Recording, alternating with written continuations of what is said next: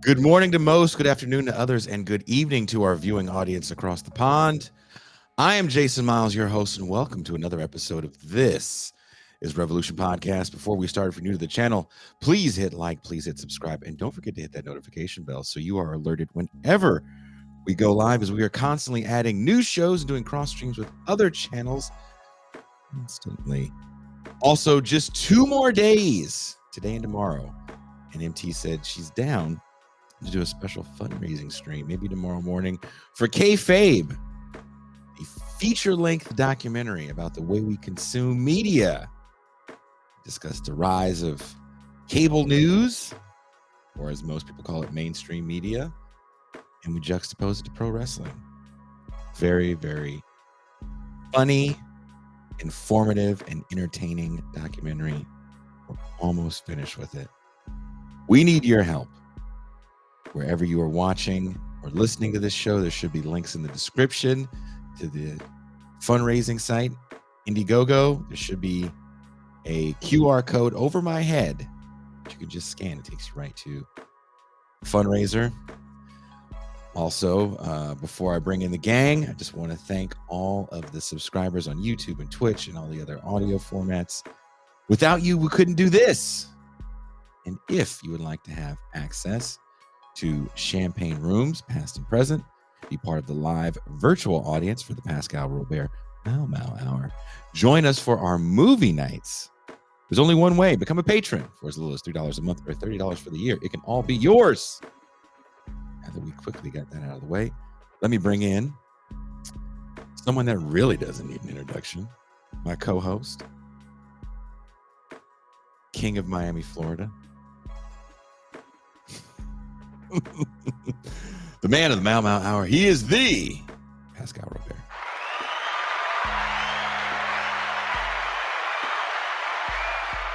Peace and greetings to the chat. Peace and greetings to the audience. Peace and greetings, Jason Miles. Are you excited about the show today? I very much like the subject matter of the show today because I like food.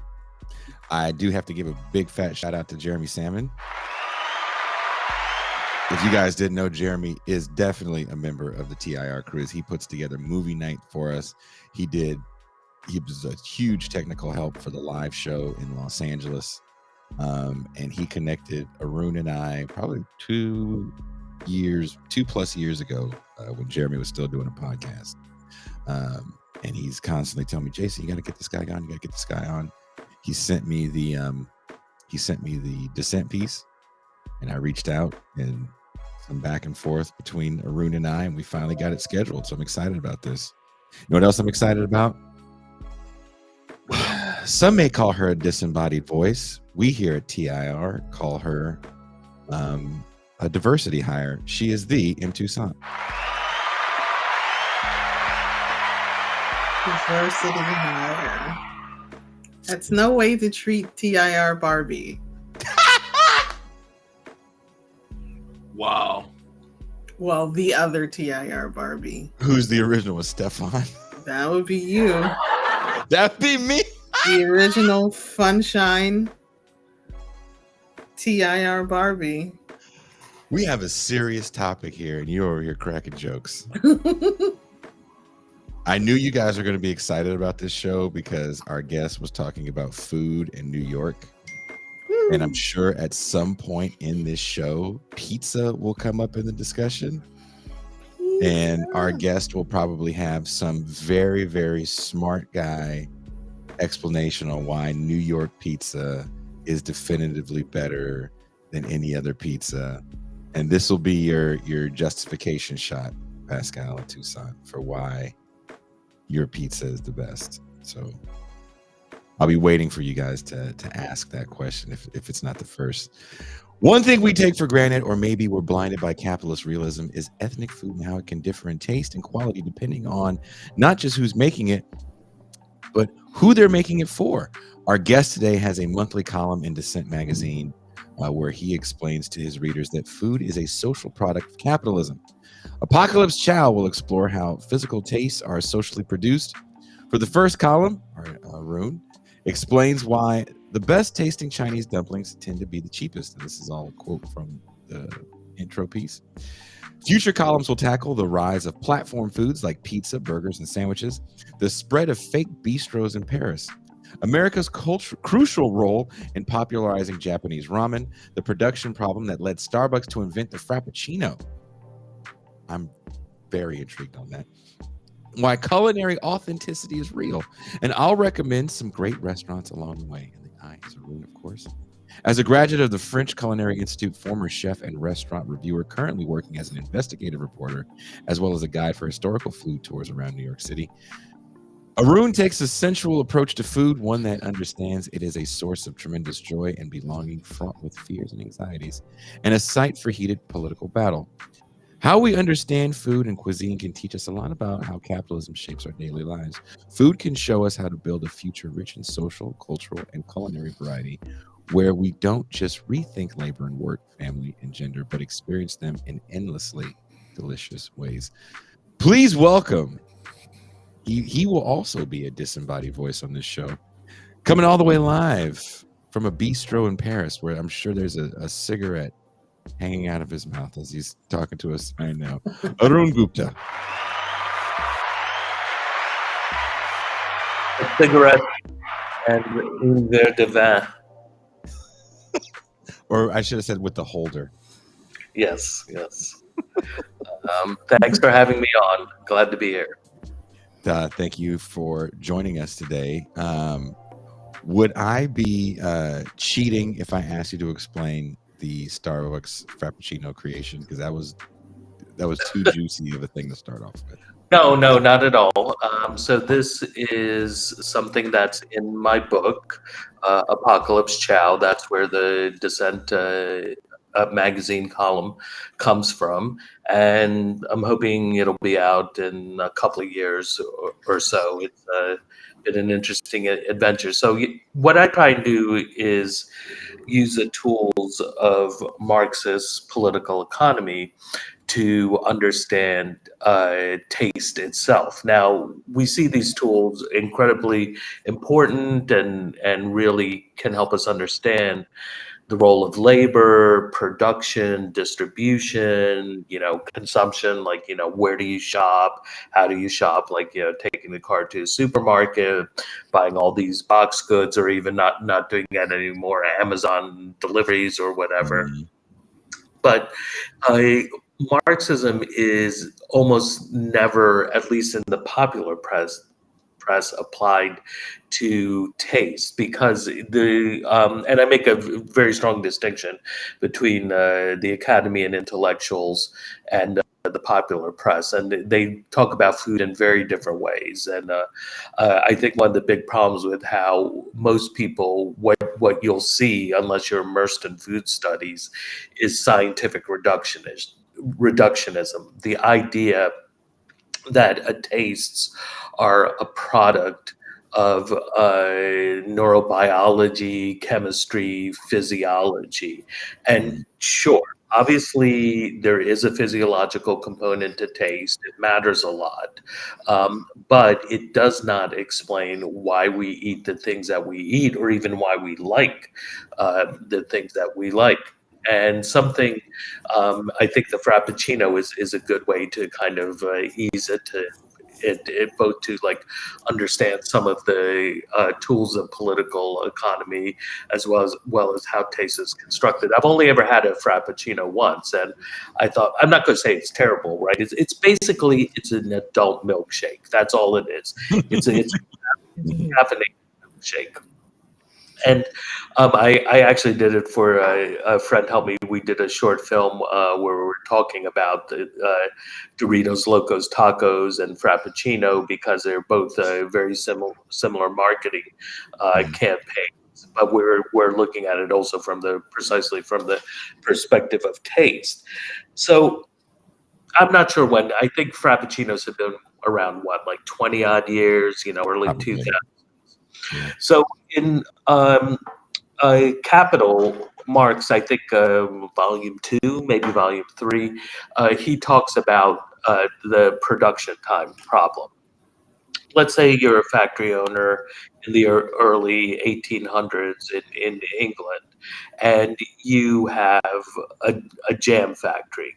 And so during the summer, you're following the seasons or the harvest, right? So you have the strawberries that come in, and then maybe the raspberry, peaches, uh, black. I don't know if they grew blackberries in England at that time, and then you'll have in the fall things like the hard stone fruits, like pears and apples. But when it came winter time, there was nothing. So the capitalist, what he does is, because of course it was always he in those days, he can shut down the factory, he can turn off the basic utilities that existed, no more cold deliveries, shut the water off, and then you just have a security guard who watches the plant while it's mothballed. But that plant still is a huge capital investment. And you, as a factory owner, want to be producing 24/7. Now, this story is I actually get from David Harvey because I took all 3 classes on capital with him. And he said what happened is some capitalists figured out that there were these huge crops of oranges that were coming into season over the winter in Spain, in Seville region in particular. And so he started importing them. That means that you can now operate the factories basically the whole year long. And it also explains why marmalade became so popular. It's considered, kind of an quintessential part of the British breakfast. And my parents grew up in colonial India, and I was actually born in England. And there was always marmalade on the breakfast table, even though I didn't like it. I like strawberry jam, but that's also because it's childish taste, right? Children don't like bitter stuff. So in any case, we can apply the same. Starbucks had the same exact dilemma. So Starbucks, I guess, is what it's like the first wave of the coffee revolution. They're the one. The first coffee bar in the States, I think. Well, like that model, right? Well, the reason I say that, we're on like the third or fourth or maybe even fifth wave of the it's just like it's all, I don't even keep track of them. It's just like, who knows what wave we're on at this point. But Starbucks is the one who made the idea of like, hey, that coffee should cost as much as like, a beer or a cocktail in a bar. And you should consider it like this kind of little luxury treat. For yourself. And so, they have, what is it, like 11,000 stores. They're actually classified as a fast food joint around the United States. And then, of course, they're also engaged in a vicious union busting campaign. So you should not go into a Starbucks. So in any case, so they had this problem in that they would get this morning rush and it would kind of last through lunch. But after 2 p.m., boom, the stores were dead. And it doesn't cost much to keep the store open, right? What do you have? You have light, you have a little electricity, a little, gas or whatever to keep the water hot. And then you have some like, minimum wage worker who's getting paid shittily. But so you could keep it open, but they weren't getting any traffic. So they end up buying this other company. This is how corporations become big. It's not because they're such great inventors. It's that they leverage their capital to buy other companies that have invented stuff. So in this case, they buy a company that basically has a Frappuccino-like drink. And what they do is they realize that they can take this and basically create a new eating opportunity. And they create the Frappuccino happy hour. And what they do is they convince millions, tens of millions of Americans that, hey, when it's late in the day and you're feeling sluggish, it's like 3 or 4 or 5 o'clock and you need a pick-me-up, and, your dinner's hours away, or you're going to be stuck at the office, come into Starbucks for the Frappuccino happy hour. And so now, if you live in a business district, Mm-hmm. boom, you can go in there around 4 o'clock, and there'll be lines of people getting frappuccinos and other similar drinks. But unlike a coffee, which black coffee obviously has 0 calories in it, espresso 0 calories, and all that. A regular frappuccino's got, I think, something like 500 or 600 calories, and they go up there. Like, I think you can, when you start to do all the add-ons, they could be 1,100 calories or more. But essentially, what Starbucks did was they convinced millions of Americans that, hey, you can have a coffee, even though it's really a milkshake, as a pick-me-up later in the day. And they turned it into a billion-dollar product. And those are often known as category killers.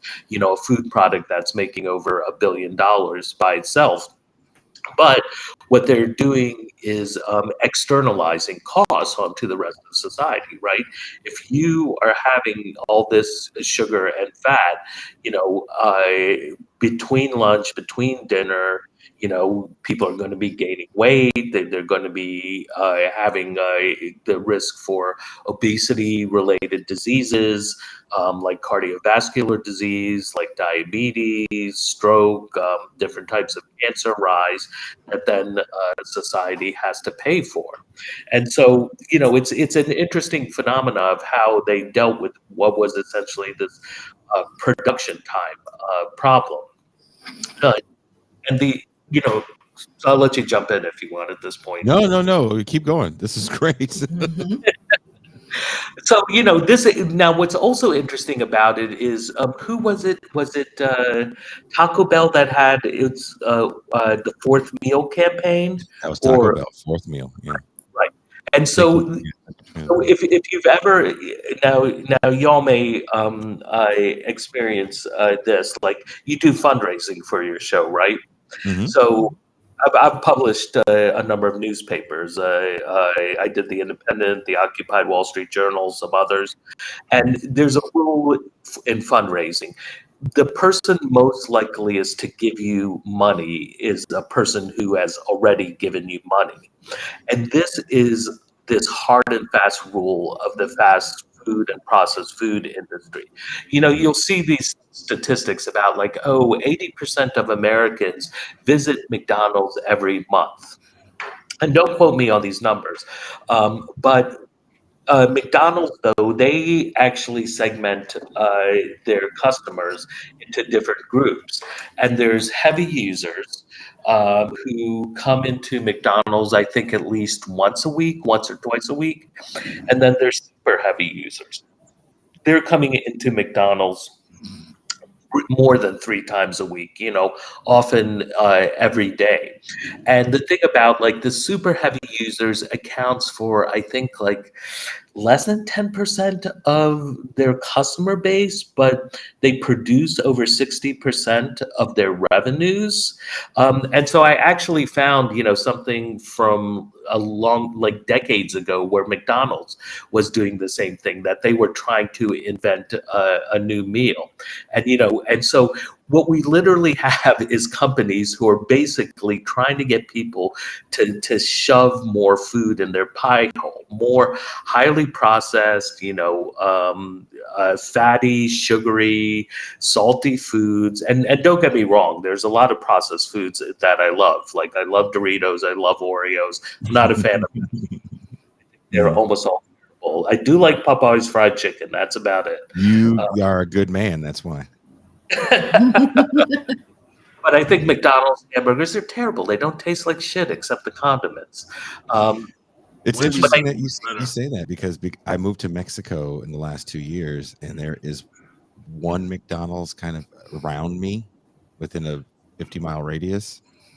And to get there, I'd have to pass literally 200 amazing Mexican restaurants and taco stands to get to one McDonald's, and I'd never go to McDonald's. Yeah, right. Why would you? I mean, my God, it's like the food, and that food is also, like, fatty, but it's probably going to be healthier for you, and it's probably you'll probably will get some vegetables. You're getting, Mhm. if you find some place that is they're getting their tortillas from a good tortilleria. You're going to get some carbs in it.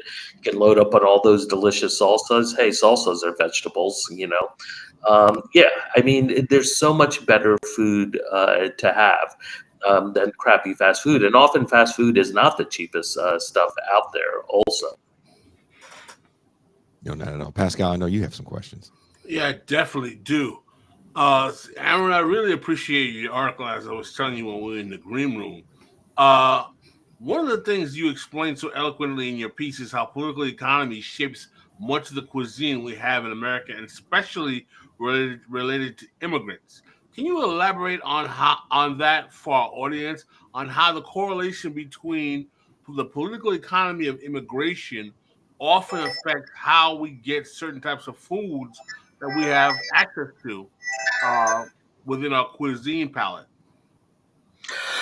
yeah. So the thing about there's been a revolution in cuisine in the last 50 odd years, and my family came to the U.S. in the early 1970s. I'm actually an immigrant myself. I was about 5 years old when we came over, and there's something like apparently like 3 million Indian Americans who were born abroad. When we came over, there was something like less than 50,000 Indian Americans who lived in the entire U.S.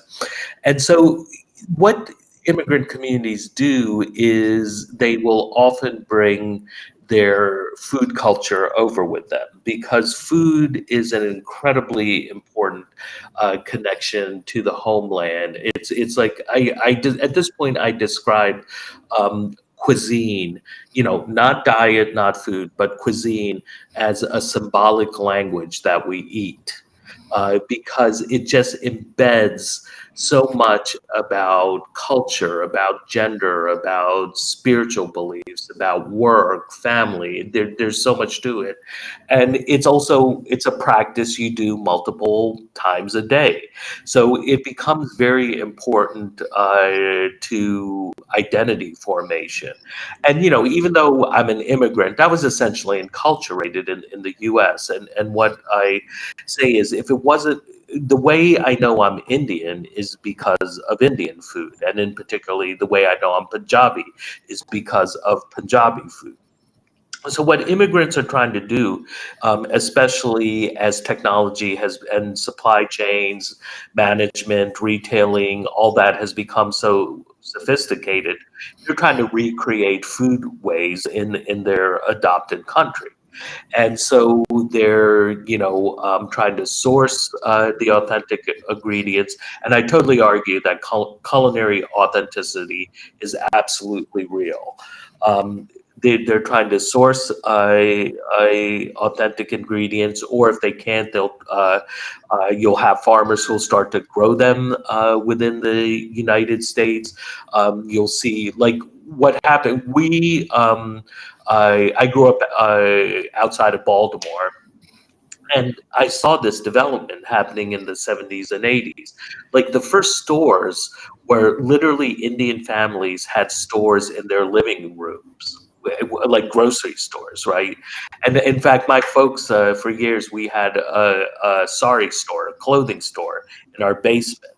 And if you're successful, the ones who made enough money and were committed to it would then open grocery stores. And the first grocery store that my folks went to was actually an apartment in downtown Baltimore, right? You go into this building, you go up to the second floor, and it's just an apartment, but they had turned it into a little grocery store. And as the culture starts to develop, then you get the restaurants, then you start to get kind of more elaborate supply chains, and it builds and it builds and it builds. But one of the most important aspects, so when people think about cuisine, they always think about cooks, and unfortunately, there's a whole gender nature to cuisine, which is really problematic. That we celebrate all the chefs, which is a heavily male-dominated industry, especially when you move up the hierarchy. But I argue it's just like we need to look at the restaurant industry. as its own distinct type of food. And often the best food that you can get is in the home. And the reality is in the United States, where the last time I looked at the stats, I think women do something like 79% of domestic labor. It's a lot better than it was in the 70s, when it was like 94%, but we still have a long way to go to have parity. So they're the ones who are doing the cooking, right? And so women, certainly still today, but historically they're the ones who transmit culture from one generation to the next. And it's often happening through cuisine. And so it's within these immigrant communities where you get these types of intense food production. And then, there's this whole Marxist thing about, I'm trying to remember, it's like, I forget what the terms are, but there's a distinction between paid and unpaid labor. And obviously, domestic labor is unpaid, and there's a whole argument about how the unpaid domestic labor is essential for the reproduction of the working class. And this is something that the factory owners relied upon, that they could pay their workers lower wages because the women were able to take the raw agricultural goods and turn them into food at a cheaper cost. Than the workers could buy the food already prepared. And so women serve this incredibly important role. And I obviously, as someone who has cooked professionally, I think it's crucial that we democratize this type of nurturing culinary role within the home, and that men have to take on very much.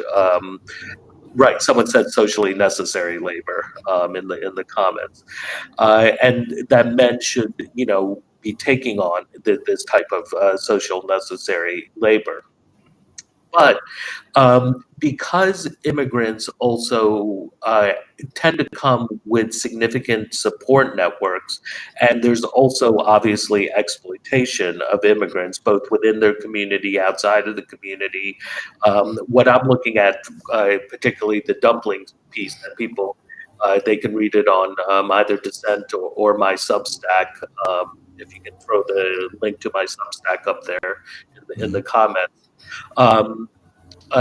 Is that immigrant labor tends to be super exploited. People are working for minimum wage, below minimum wage. There's a lot of wage theft. And in particular, what happened in the Chinese restaurant industry in New York City over the last 30 years is that there is been a huge influx in New York City of undocumented immigrants from Fujian. And so the men in particular flooded into the restaurant industry. And so this created a situation where restaurant owners could pick and choose. I liken it to a form of natural selection, right? You could pick the workers who were, you could exploit the most, who were the fastest cooks, who were the best at things. And so, but this also made the Chinese restaurant industry in New York City hyper competitive.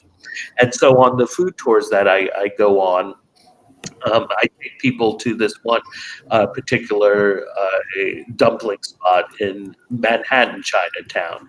And New York is so massive, there's 9 different Chinatowns in the city. But the historic one is that everyone knows is the one downtown. And this place is bare bones. It's dingy. It just looks like a cafeteria. And I took a group of kind of like lefty authors and journalists there on one of my food tours. And one of them remarked about, like, I would never go in a place like this, but the dumplings were excellent. Why is that? And so that's what the genesis of the food, that the political economy of Chinese dumplings, because I've been in this particular dumpling spot like 100 times. I live in downtown, right on the edge of Chinatown, and there's tons of these dumpling spots, because what they are, they're essentially canteens for the working class. Like, what I explain to people when we walk around the immigrant neighborhoods in New York City, there's a way to easily identify a a real working class immigrant neighborhood. Like Chinatown is a living, breathing working class immigrant neighborhood. It's basically swallowed up most of Little Italy. Italy is a tourist trap. It's a Disney-fied version, which is why the food tends to be so bad. But in all these like dumpling houses, if you walk around working class immigrant neighborhoods, what you'll often notice is lots of bakeries. So in Mexican neighborhoods, it'll be panaderias, right? In Paris, you'll see lots of doner kebab or stands, or Nigerian and Tunisian bakeries, because these are foods that are tasty, they're cheap, they fill you up, they're fast to make, they're fast to eat, portable. And if you notice my introduction, I had this whole thing. I mentioned this about platform foods, right? And so, Yeah. what capitalism has done is create all these platform foods. So dumplings, pizzas, tacos, burgers, and they all tend to be very similar. It's basically a starch and a filling, usually a meat, but you can make them in endless varieties, and they're portable, they're fast, they're cheap, they're easy to eat. And so when you get these dense working class immigrant neighborhoods, you do get a lot of single men in particular, and they go to these joints for a quick meal. Now, the place I take folks, it's like 10 dumplings for $4.50, right? They're 45 cents each. But they're so good, and it's just like they're really, they're thin. Their skins are nice and thin. They're cooked properly. They're never torn, never open. The fillings are aromatic. They're juicy. They've got this nice flavor, and they're excellent. And this is on Grand Street. I named the location in the Dissent column. People can find it there. And if people can also email me if they want to join a food tour, my email's there as well. And so this place is below Houston, right? It's south of Houston. So if you cross Houston Street, everything gets more expensive. It's much more hipster. It's the East Village. It's the West Village, and you can. There are plenty of dumpling spots, but it's like 6 dumplings are going to be like $12, $14 plus tax and tip, and they don't taste as good. The cooks aren't as skilled because they're not making thousands of dumplings a day. Like this place on Grand Street, this Chinese dumpling place, I estimate, and I think it may be a low ball, that they might make 1 million dumplings a year. Because I've stood there and watched them pull out, like hundreds of dumplings, like 300 dumplings at a time, dumbwaiter, as well as a 5-gallon bucket full of dumpling mix, which is enough to make 1,200 more dumplings. And there's all these workers in back just working furiously. And I call it the Walmart model, so because the Chinese restaurant industry became so competitive, you then have to compete on volume. When you have these workers who are making so many dumplings day after day after day, and if you've ever cooked professionally, Mhm. it's just like it's that daily practice, that rigor. That's what makes you a good cook. That those are going to be really damn fine dumplings. Now there are plenty of crappy dumpling spots in Chinatown as well. Their virtue is that they're cheap. There's also plenty of mediocre ones, but I take folks around to the best ones for obvious reasons. So, but it's these I don't know. particular conditions of the labor of the immigrant community, the density that creates a cuisine that is going to be better than a lot of the hipster, much better than nearly all the hipster artisanal versions out I want to ask you a question based on what you just said, which is very important. Do you think that capitalist realism is the only methodology that allows us to have quality cuisine? In other words, if we had a true socialist economic model which destroys the economic exploitation of labor that is necessary to have such cuisine, is it possible to still have the quality of food that we have? In other words, is capitalism necessary to maintain the exploitation of labor needed to keep fine dining or even working class dining going in the world or the United States? No, not at all. First of all, let's remember that the restaurant industry is very new.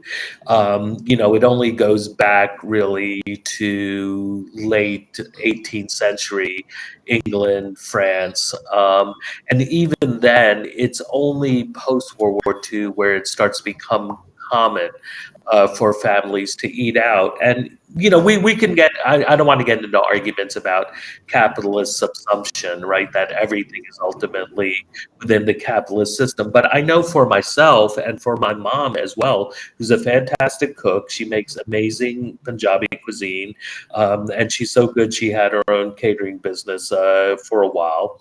That we're doing it out of love. We're doing something. We want to make this food and give it to people who are close to us because it's an act of love. It's an act of nurturing. It's an act of care. And the food in the home is often, because it isn't necessarily subjected to the imperative, and is often not subjected to the imperative of profit, you can make more elaborate and better food than you can find in any restaurant.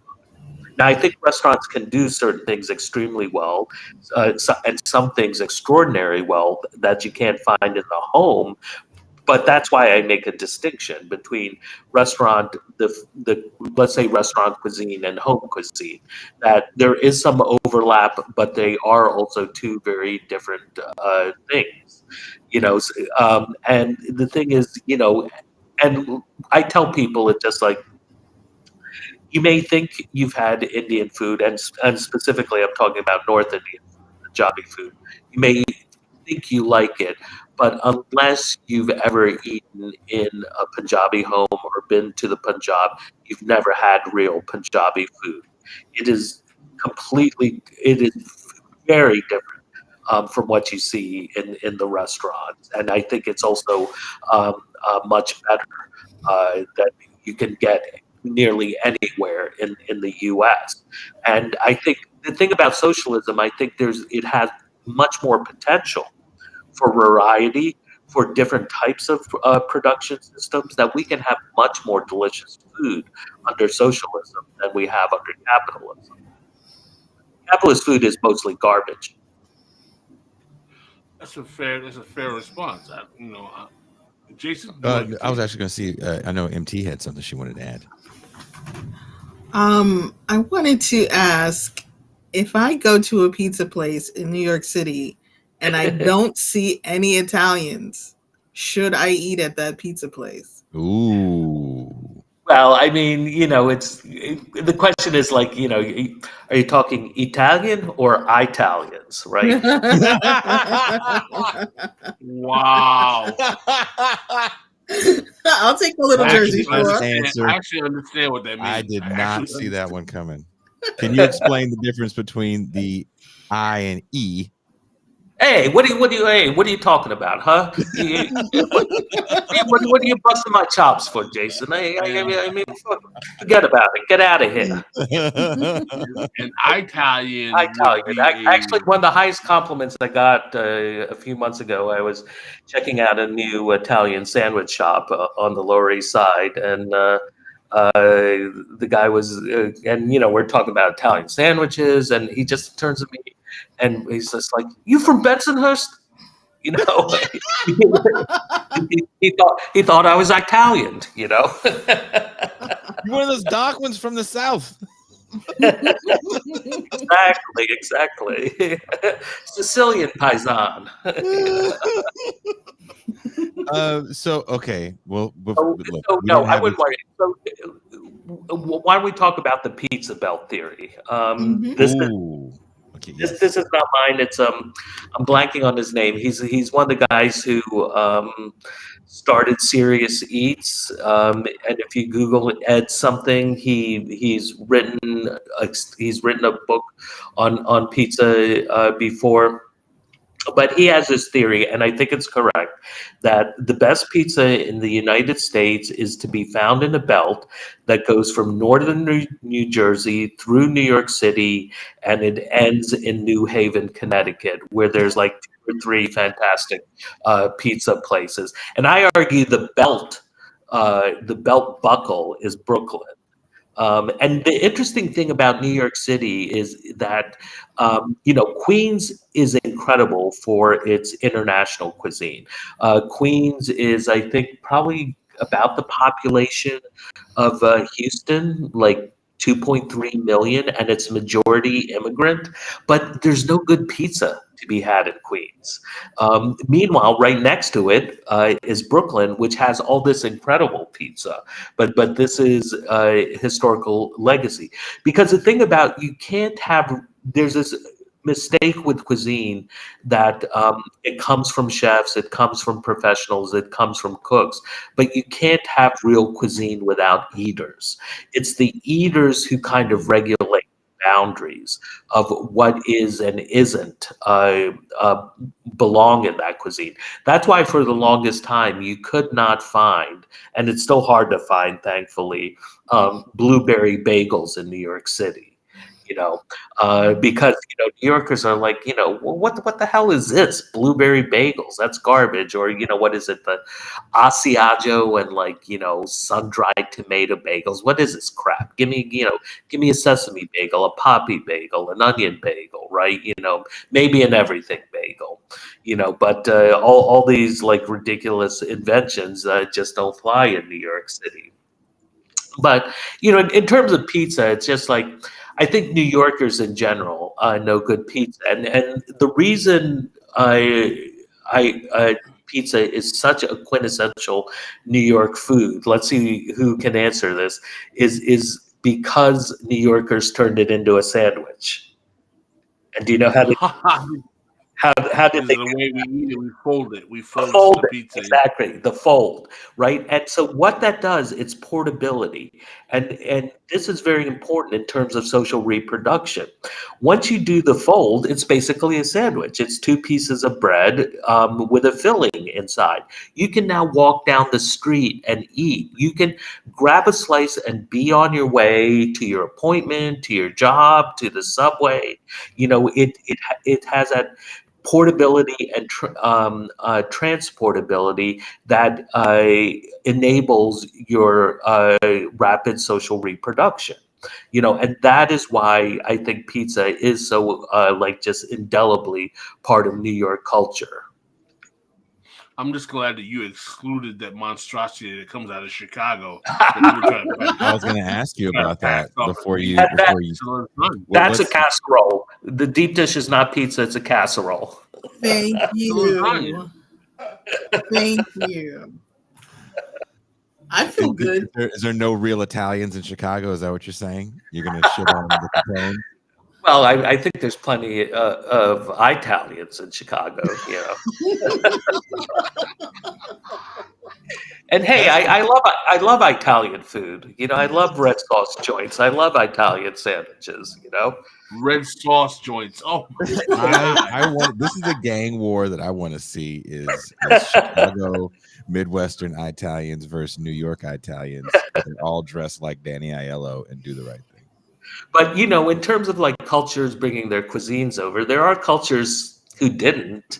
And I have this good book on Italian, Jewish, and Irish foodways, and it's done by a scholar. And when she gets to the Irish, she's basically like, yeah, Irish food is terrible. They just brought over their whiskey and music. Well, Anglo-American cuisine isn't Anglo food or food from the British kind of area. Their food is not that good. It's not known for producing good cuisine at all, quite frankly, as far as I know. Oh no, it's terrible. I mean, they one of the high points of their cuisine is a chip buddy. It's a French fry sandwich. Oh, that sounds like something a child would make. Actually, some of my favorite food is Middle Eastern food. I think that's really underappreciated is in terms of the quality of the cuisine. It's very, very tasty. It's very, very good. Yeah, but the thing is, so I've been I had the opportunity because I had friends who are like in different countries who are telling me to come stay with me. So I was able to spend a good bit of time going around Europe on the cheap. And so I went to like Istanbul, I went to Athens, I went to Madrid, but I've been to like Northern European countries, and there is something about like there's this like climate line, like the kind of those countries on the northern Mediterranean. Almost all of them have really good cuisines, except the very poor ones. But once you start to go to the north, the cuisine just becomes terrible. Like Norway, some of the worst goddamn food in the world. And they're also one of the richest countries, which is, but it's. I mean, if you're into caribou and fish, hey, they've got some good stuff for you. Oh, Arun was looking for a McDonald's in Norway. He's like, God, is there like a Burger King around here or something? Anything? Goddamn gefilte fish.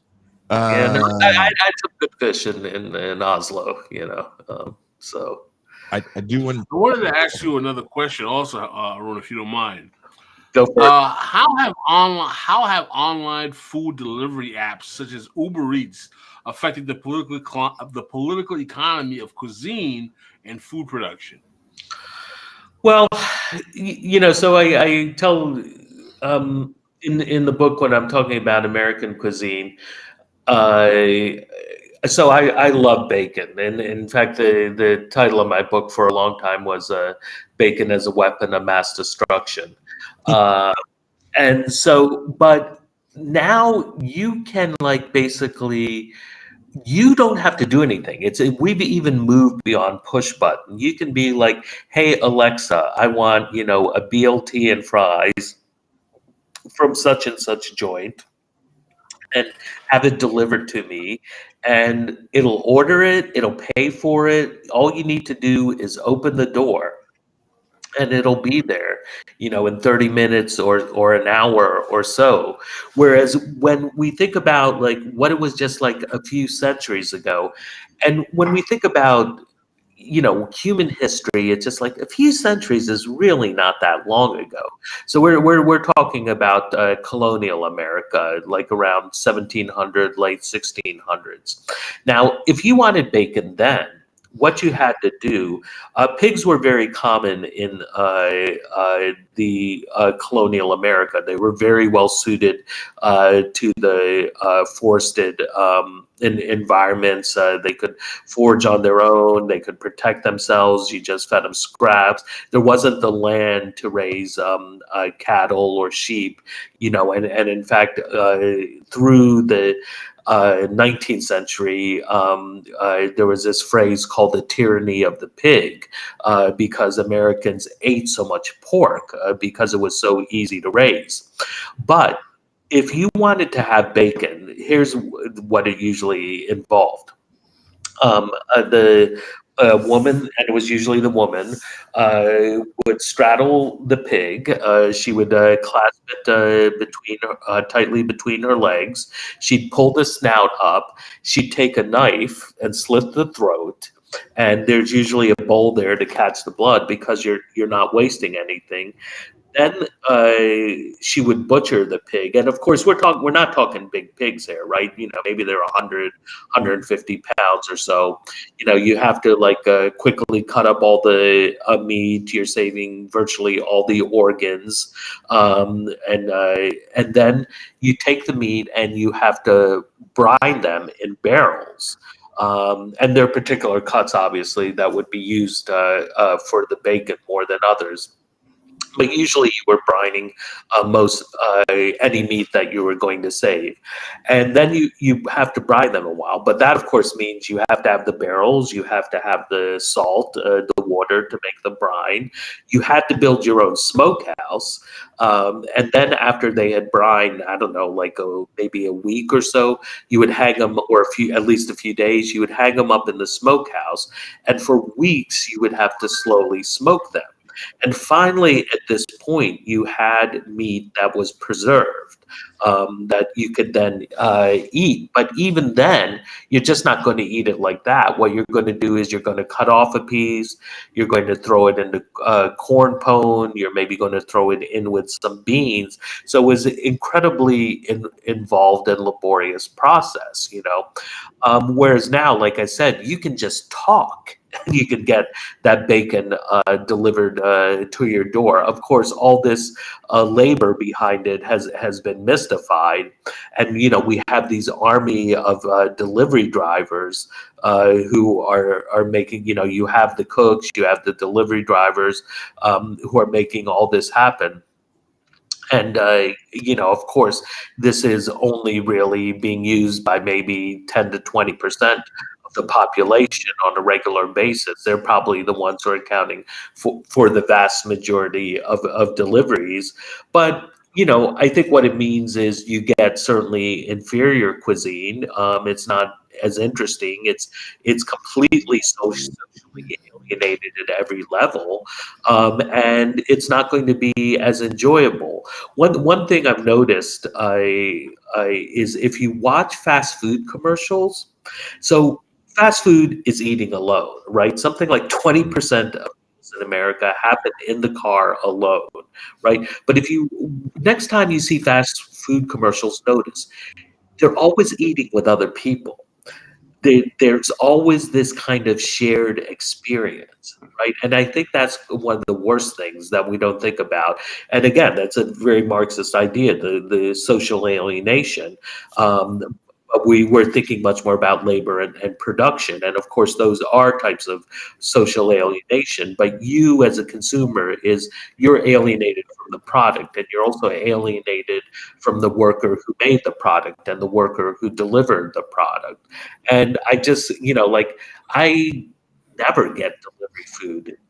Even though I worked myself through college as a pizza delivery driver, I can't tell you the last time I got any food delivered. You know, I want to go sit down in a restaurant and eat it, or bring it home and cook it. No, that's a good point. We have a super chat question. Do you see that super chat, Toussaint? You wanna... Yep. Let me pull it up. All right. All right. So this super chat question comes to us from Jay. Thank you, Jay. Here we are, JW. With upcoming shortages, do we need to rethink the current full menu restaurant models? Normalize a locally networked public dining model? Would also feature all the varieties and skills in different areas?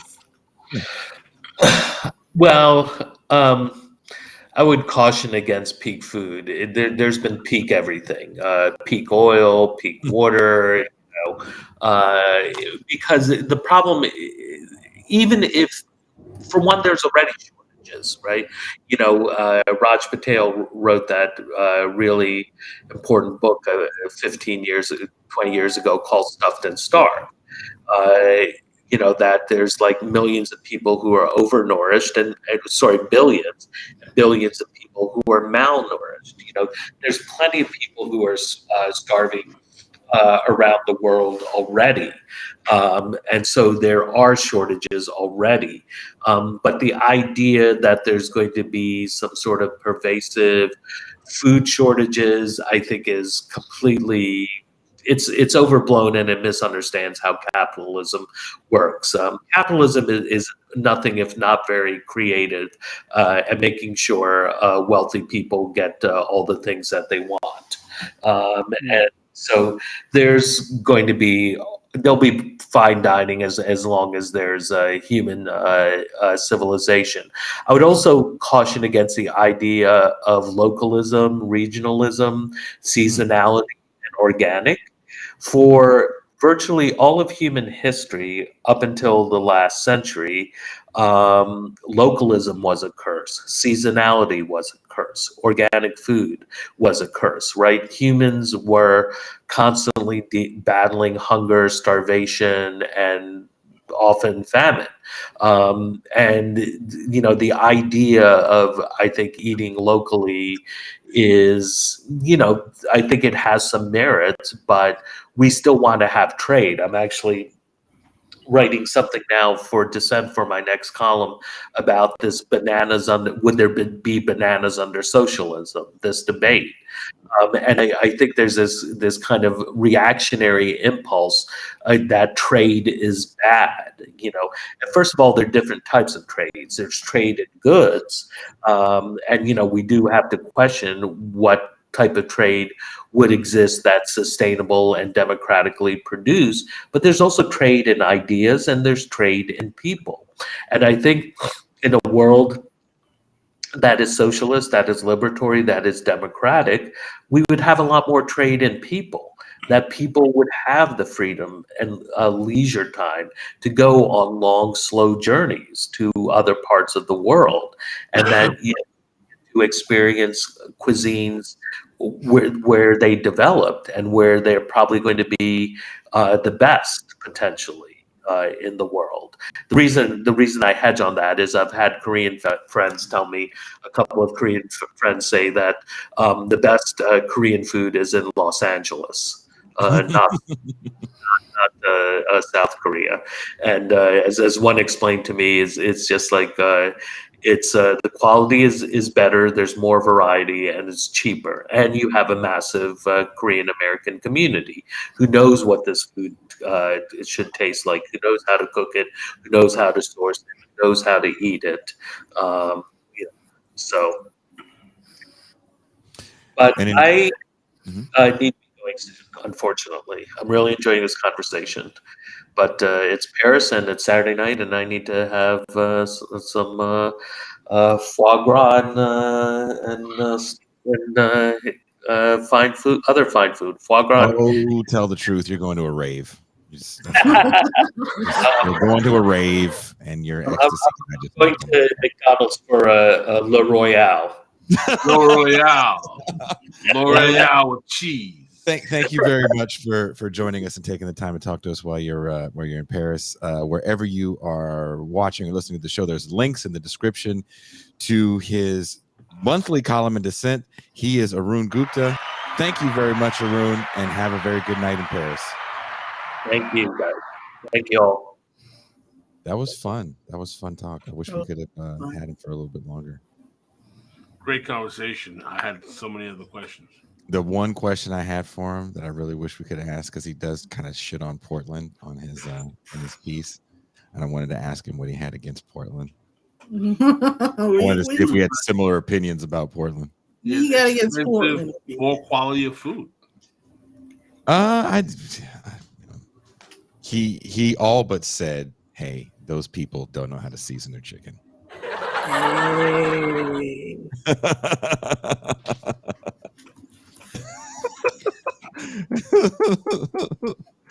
That's what I took from it. Maybe I'm reading too much into it. Maybe that's what it is. Oh, Arun says he's happy to come back, so let's have him back on. Mm-hmm. I mean, this might be something we might want to have him on if he has the time. The jet set lifestyle that he has to come back, because each column he's going to be discussing, I think, could be its own show. We need to discuss Haitian bakeries. Ooh, I was waiting for you guys to ask. Oh yeah, he says nothing about Caribbean food, Haitian food, or any about the history of the Haitian or the Caribbean immigrant experience in the milieu of immigrant food in the United States, which is a big deal on the East Coast, definitely in Florida and in other places. Mm-hmm. We also need to get into Haitian patties versus Jamaican patties. I just want you guys to get into a Haitian versus Jamaican fight, because I need to hear the difference in the accents, because to me, all of you guys are go, Lord of mercy. Oh, God. And then we can have Arun just talk about his idea of Portland, because I told you what I say Portland is. Portland is like Atlanta for white people. I should say that about Boston. Mm. Did you see that? No, because I don't know. I don't think white people go to Boston like they go to Portland, like black people were going to Atlanta in the 90s. Well, I think this is definitely a more recent migration to Portland, as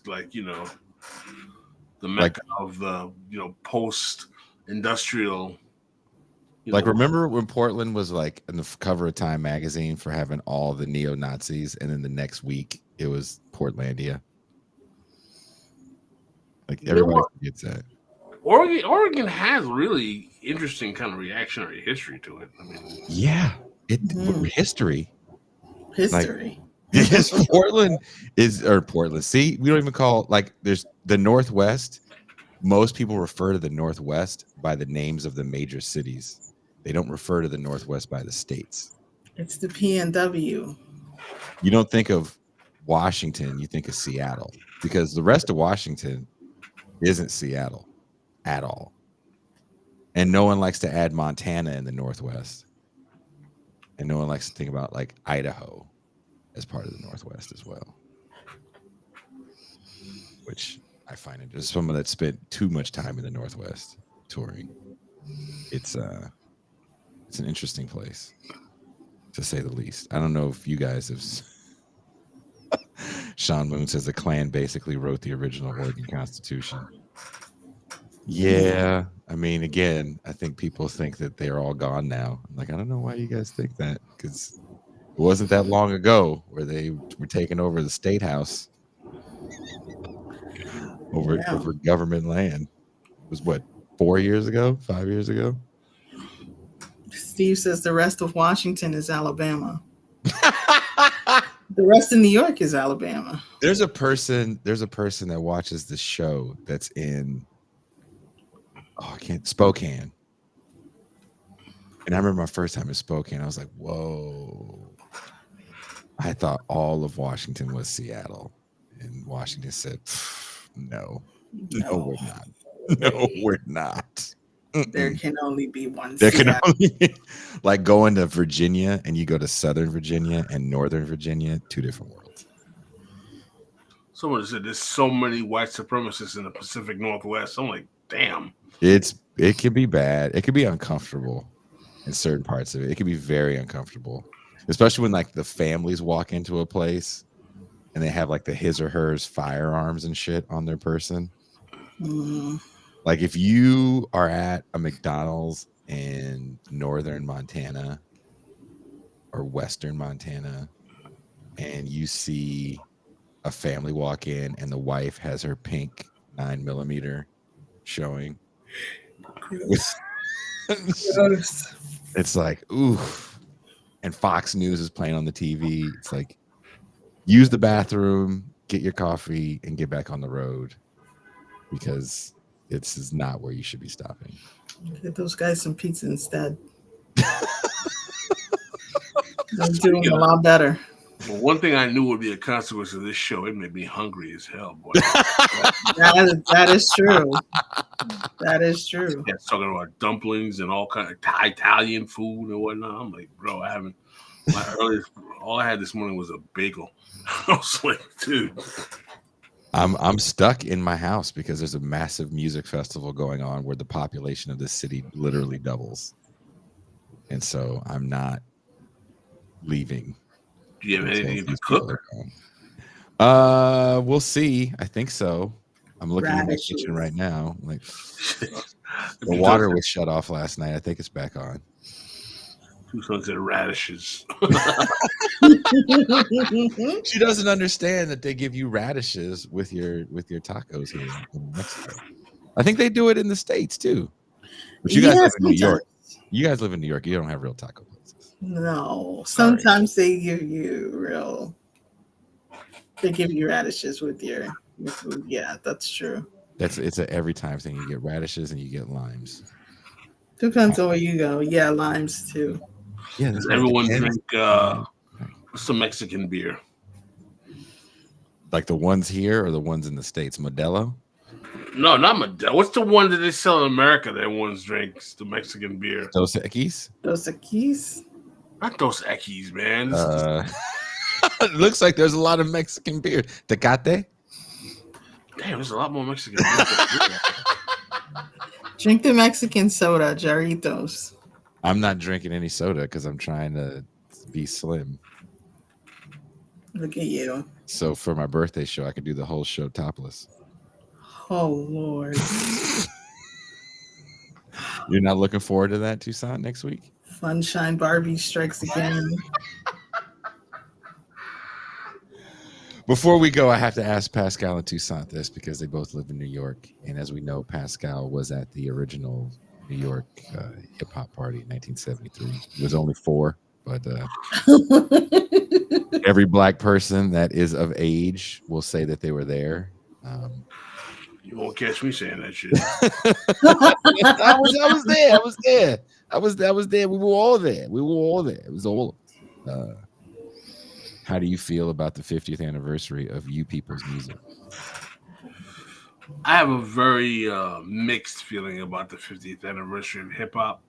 I think that it's a very effective moment of capitalist marketing and capitalist infiltration into a music genre that has been one of the best promoters of capitalism within communities of color in the last 50 years. And I look at hip hop in the period of the 50 plus year counter revolution, and I don't see it as a radically transformative music form. I think it has done more to maintain the primary status quo of capitalism.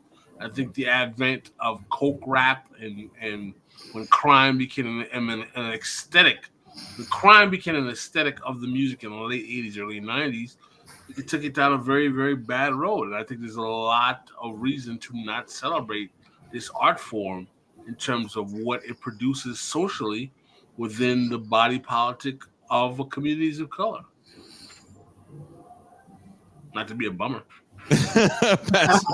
Paul Prescott said, geez, way to be a bummer, Pascal.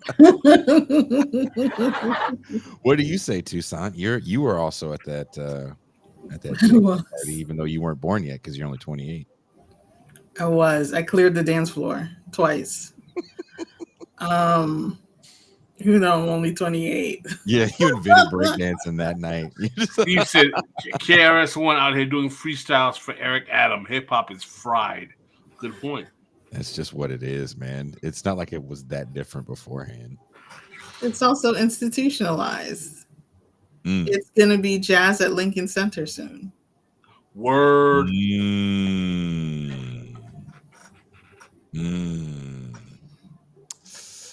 But do those same jazz artists, are they COVID deniers? That's the question. No. When I watch hip hop guys, like, ooh, like I won't even watch an interview with anyone anymore. And I guess, and I don't know why this started, and I'm terrified to listen to the song, but Melly Mel has beef with Eminem.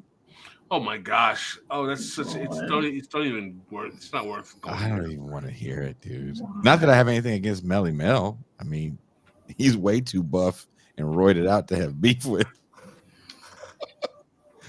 But what is the deal? What's the deal with Melly Mel? Melly Mel made the statement that the only reason why Eminem is favored as a rapper is because he's white. Still? I mean, it's been 20 plus years. It's been white for a long time. But I mean, that first record comes out in what, like 99? Was it in the late 90s? I thought it was earlier than that. I mean, he's been around since the mid 90s that I know of. I never liked Eminem. I'm not gonna lie. I think he's a good MC.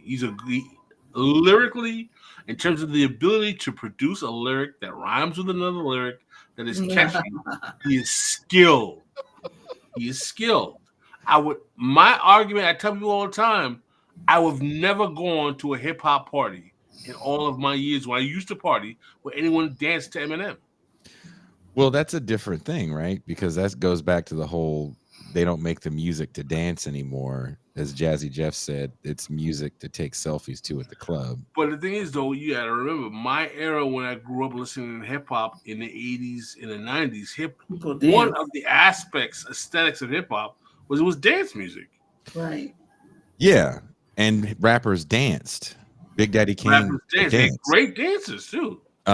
Chub Rock danced. That era was over, I would say, not over, maybe different, because they danced in the shiny suit era of hip hop, right? Because that's samples of nothing but dance music. Jiggy era. I like the shiny suit era. You know, I don't want to it really puts it where it needs to be. Let's not even put a nice little colloquialism on it like jiggy. Let's just call it the shiny suit era, because it's just so transparently, look at all the things I have. It's just, they're not even rapping words anymore. It's just like commercials for high-end brands that nobody can afford. But you know, there's also a demarcating line around that same time where there's the what people call boom bap hip hop, where you have like maybe the more Tribe Called Questy type artists, and then you have where Eminem is going to kind of fall under, and that's not really danceable music because it's so rhyme centric, Right. and it's not really made for dancing.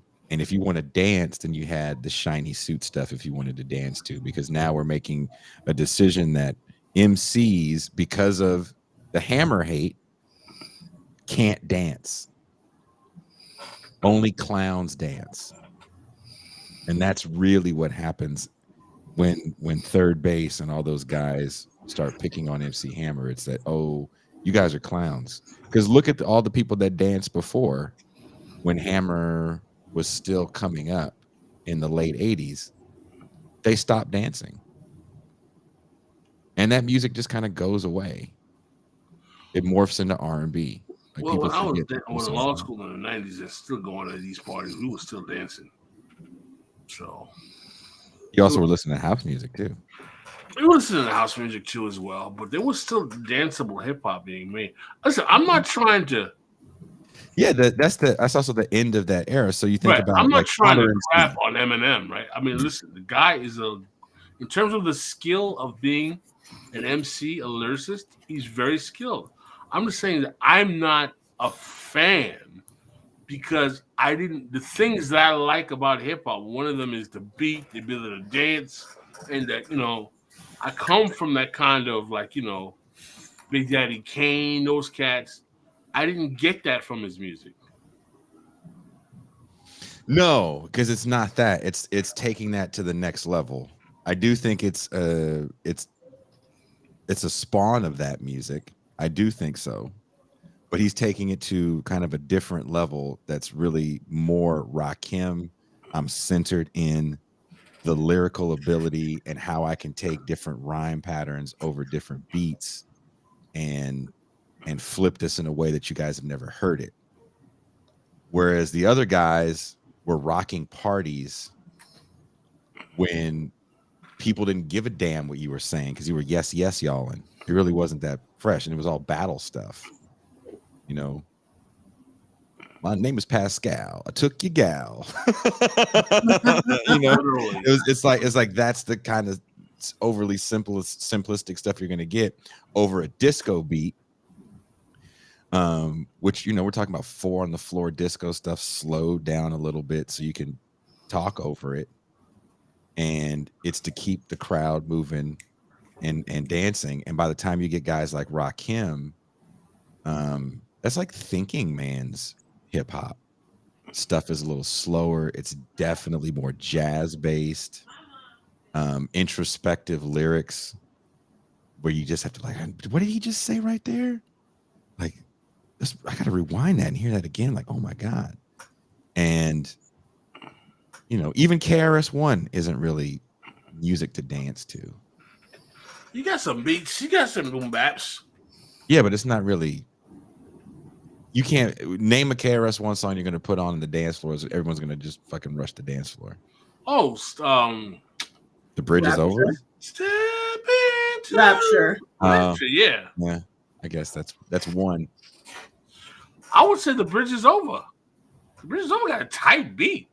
But are you dancing to The Bridge Is Over though? It's got a banging beat, man. There's a lot of banging beats. I mean, Cool Like That is one of the best bass lines of all time. But are you dancing to Cool Like That? You could if you wanted to. Okay, then when we go to New York, you are showing me how you dance to Cool Like That, and you better not do your breakdance routine.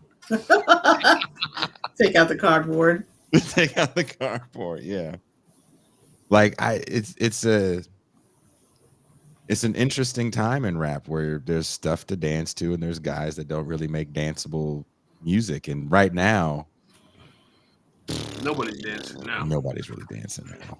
They have mosh pits at hip hop shows. The last big hip hop festival I was at, which was Rolling Loud in like 2018, when it was in Oakland, I saw every artist until like the last two headliners were all yelling to open this pit up like it was a heavy metal show. And I was seeing kids because where our office was located, was right next to the like infirmary area. And kids were just because they didn't really know how to mod. They didn't know the politics of a mosh pit. They were just literally beating the hell out of each other. It was just girls with bloody faces getting hit accidentally with elbows. Oh, it was a nightmare. Oh, it was messed up. That's because the only way to be a rock star is to be a rap star right now. I agree. It's really passe for rock to act like a rock star. I totally agree. I think I told you about that. I had, because, again, we're backstage, so all the artists are back there. And my work attire isn't very different from my show attire. But I had a Megadeth shirt on, and all these rappers were stopping me like, bro, where'd you get that? They were like, is that a real one? I'm like, as opposed to a fake one? Did you make that yourself? Did you make that yourself? Because that's, I don't know if it's still a thing, but it's some sort of like, I'm a real hard cat because I have on this like metal shirt. I'm like, oh, okay, I guess that's weird. But yeah, I don't know how to feel. I watched the LL Cool J performance with Black Thought, and I thought that was awesome. I think I sent it to you. Queens? Yeah, did I send it to you? That Rock the Bells? So those are tight. I know somebody who went to that. I know a couple of people who went to that concert actually. I thought that blew me away. Yeah, some of my favorite MCs were in that concert. I found Chuck D posted this thing. Chuck D is the greatest promoter of Chuck D. Like, no one is a better promoter of Chuck D than Chuck D. Mm-hmm. And I don't say that as like a knock on him. I say that because I'm jealous. But Chuck D posted this. Bjork was hosting some video show in like the 90s. And she's introducing a video on the Nations of Millions Will Hold Us Back. I can't remember the video. And she goes, I'm not even gonna try to do a Bjork accent because I can't do Icelandic accents, even though I grew up with one. She says, this is the most important album in the last 20 years that everybody should listen to, is It Takes a Nation of Millions to Hold Us Back. And she introduces the song. And I thought that was kind of interesting because we had someone call into the show. You weren't on the show, Pascal, but they were talking, and we were talking about kind of these ideas around hip hop being revolutionary. And the guy that called in, I think he even said he was around your age, but he said the amount of people, how excited they were when Fear of a Black Planet came out when he was young, listening to it form. And he said how many of his friends that were so excited when that came out ended up working in the finance industry. Bro, let me tell you the biggest irony about Public Enemy, right? First of all, I have kind of Public Enemies from Long Island. I went to college in Long Island. I went to Hofstra University. They're from Roosevelt. They used to, Chuck D went to Adelphi University. Adelphi is 5 minutes from Hofstra. When they were early on in their career in college, doing college radio, they used to come to Hofstra parties. This is before my time. So guys I know who pledged me knew Public Enemy, and they were very beloved of them. So, like, they used to do the Long Island College radio set. And what is interesting is that they did have this kind of like radical persona that's juxtaposed all of these different types of politics that range from late civil rights to Black Power, and even into like, Louis Farrakhan and all kinds of stuff. What's really interesting is that for that generation, which is like my generation and a little older, they were so divorced from the quote unquote radical politics of the 60s that Chuck D and Public Enemy simply creating a hodgepodge of imagery of elements of Black radical, what were perceived as Black militancy, oftentimes with politics that didn't coincide. As we know, the Nation of Islam did not coincide with the socialist politics of the Black Panther Party or Stokely Carmichael or these other individuals. But because in the face of the Reagan era, that it seemed militant just because it talked what seemed to be pro-black, it was transformative for our generation. Now I can see how for younger kids today it looks kind of corny, but during the Reagan years, it was like Public Enemy was the only bastion of what it felt to be radical for Generation X Black folk. I mean, does it get more radical? Even for the younger cats, does it get more radical? Like, let's be honest. Then, what is this? The trifecta of that moment: Public Enemy, Spike Lee. You had to have Spike Lee, and then a copy of Stolen Legacy. Yeah, all of that stuff. Like, if you had those three things, you were like a serious black cat. We had to take seriously. Toussaint, do you disagree? Because I know this is before your time, since you're only 28. I don't know. I mean, I had my cousins who were older than me who were, very pro-black, very Afrocentric. They had all the books. They had the X-Clan coming through the hangout. They were pretty radical. To the east, my brother, to the east. Come on. For real. You were like a serious person if you had those things. Remember when Ice Cube teamed up with the Nation of Islam in the early 90s? And like he was like and he had the Cam and all those records. And he was like Ice Cube was serious. Well, it's part of the reason, Gen X folk have some really regressive ass politics for a variety of reasons, man. And it's kind of sad. Mm-hmm. Mm-hmm. I mean, they weren't saying. I think the only difference is now you might see someone mention No Name in the chat. You might see people mention socialism in their rhymes, and that means like, oh, I'm open-minded. But it's so conflated with ideas of black nationalism that they are it's kind of ingrained on them from those early days of hip hop as well. Yeah. So I feel like hip hop hasn't progressed, and anybody that there's so much preaching to a choir because we have different categories in hip hop now. Before it was just rap. Like I think I said before on the show, Biz Markie used to show us pictures of early hip hop tours where it would be there's a picture of him, Eazy-E, and Fresh Prince, and that was just the tour, and it made sense. Now you never see that. Maybe on a festival. But even if everybody was alive in that picture, you would never see all those people together for a touring show because the audiences would be so different. And when hip hop was new, it was just like, hey, this is just rap. Kind of the same thing for stuff like heavy metal or punk. It wasn't over genreified. Yeah. So, I think that's a bit of a problem. I find the way affection for hip hop arrested the maturation, arrested the becoming mature of certain generations of men. Very problematic. Like I've seen cats stuck in the hip hop is my shiznit mode way too long. Like you shouldn't be there at in your 40s. Like you should kind of expand. Like I'm not saying you can't like the music, but I just find it questionable. 60-year-old motherfuckers are still talking about hip hop. I'm like, you still talking about hip hop, man? Like hip hop is something revolutionary, or just like they like rap? I mean, nothing wrong with liking it. I still like the music. I still love lots of the music. What I'm saying is I feel like hip hop turned a couple of generations of folks out.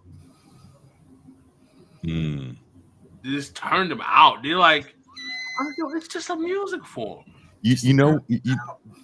watch that documentary about Air Jordans and that line that everybody's favorite director Spike Lee has, where he says, "You don't have to be at the Black Lives Matter protest. You can just wear your Air Jordans." Oh, I God. mean, it's so And that's how I feel about hip hop for a lot of people. It's like, I may not be in the fight, but I just bought, album X. And that it's so means, capitalist friendly, man. oh yeah. Oh yeah. Oh yeah. So capitalist friendly. And on that note, everybody, let's buy some cross colors. We got hats now, motherfucker. We watched Fear of a Black Hat on movie night, Pascal, and that to me exemplifies that era and still where that era is stuck. Trying to justify the bullshit that it says, that it's like this deeper meaning. Why do you call yourselves niggas with hats? Back in the slave days, workers in the fields didn't have no hats. No beanies, no babushkas, nothing. No babushkas. And what we're trying to say is, we got hats now, motherfucker.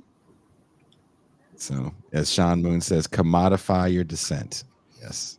Ooh. Yes. Show me angry music and I will show you dissent commodified.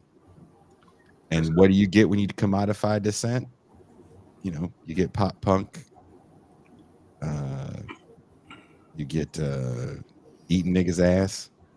Oh, God. God, man. You just gave Pascal acid reflux.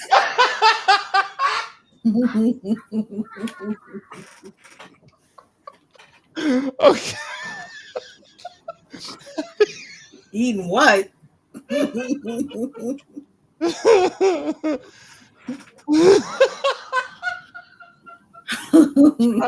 the show, and I can't because I keep seeing Pascal's face of disgust. And all I can see is him complaining about eating ass past 6 o'clock gives him acid reflux. Can't eat no ass after 6 o'clock. It's bad for me.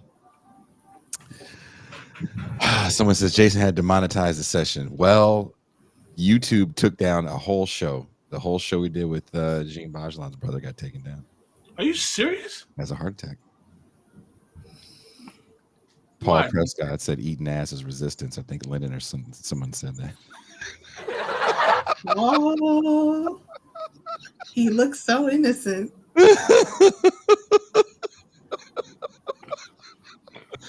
Yeah, they took the whole show down because I played 4 minutes of kayfabe. We had a director's little intro cut of how the movie starts, and they said no good. And they said it almost a month later.